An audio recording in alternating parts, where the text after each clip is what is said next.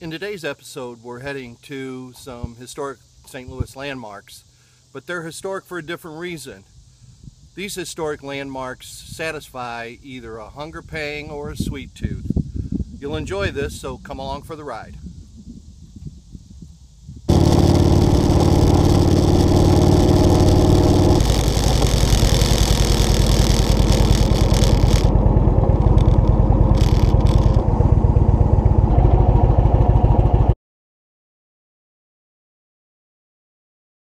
Today's episode is all about places you got to see when you come to St. Louis. Ted Drewes has got to be on the top of the list when you come to St. Louis. Now, what is Ted Drewes? Some people may call it ice cream, but it's actually frozen custard. What's the difference? Frozen custard has eggs and honey as part of the recipe. Once you taste this stuff, you can never go back to real ice cream. Now, Ted Drewes was started in 1929, not in St. Louis, but actually in St. Petersburg, Florida. Ted was a local tennis player who actually went to Florida during the winter so he could continue to play tennis. He opened his first stand in St. Petersburg, Florida in 1929. In 1930, he came to St. Louis and opened his first stand on the north side of St. Louis on Goodfellow and Natural Bridge. Now that site's no longer there, and the site you see behind me on historic Route 66 is the flagship of the company now. The site on South Grand was opened in 1931, and it was actually the third site to be opened. First one in St. Petersburg, second one in North St. Louis, and then the first South Side stand. This location was opened in 1941 and has been continuously running ever since. Top sellers here at Ted Drewes are hot fudge sundaes made with frozen custard, but next to that, the concrete is probably the most sellable item.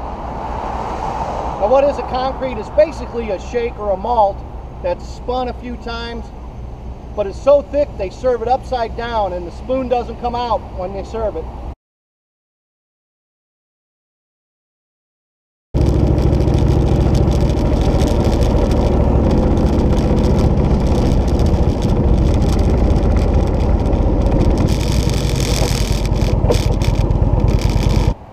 I'm at the site of the very first Emo's Pizza Parlor.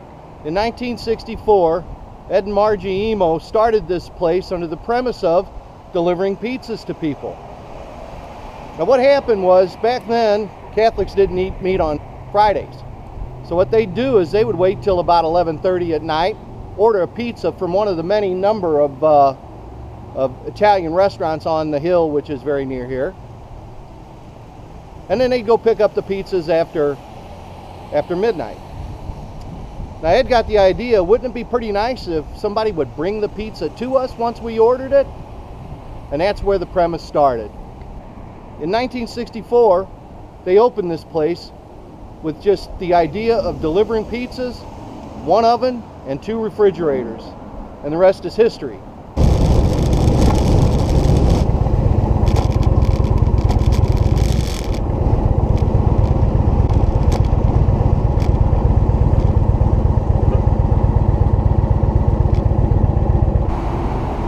I'm at the flagship restaurant for Emo's Pizza Parlors.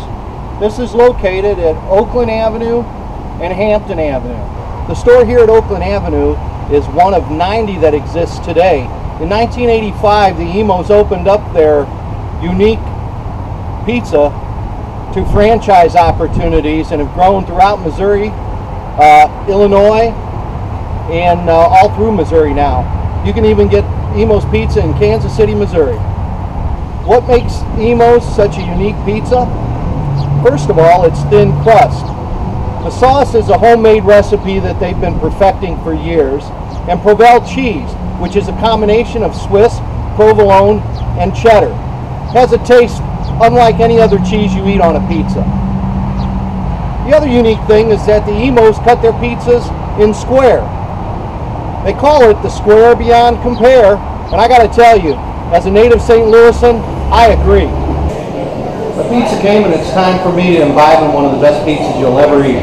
I don't care if you're in St. Louis, New York, anywhere. The square beyond compare is something that is just not matched anywhere in the United States.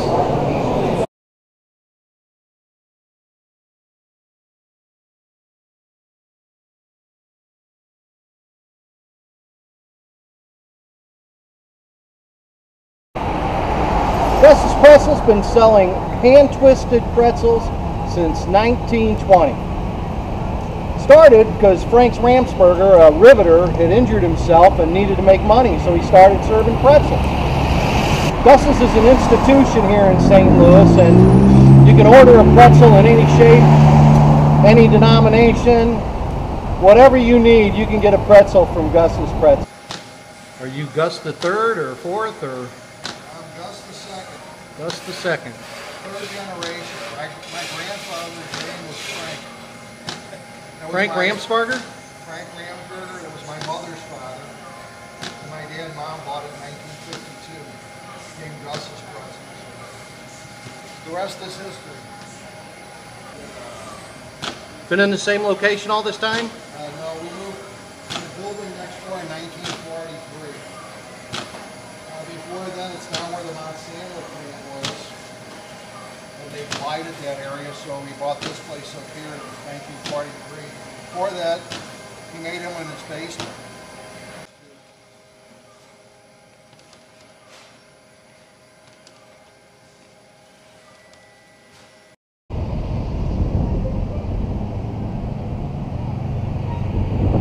Carl, the biker guy here. I'm at Crown Candy in St. Louis, Missouri.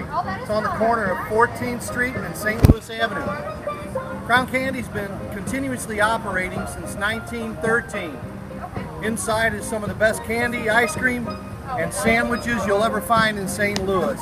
This is a landmark that you just can't miss if you come to St. Louis.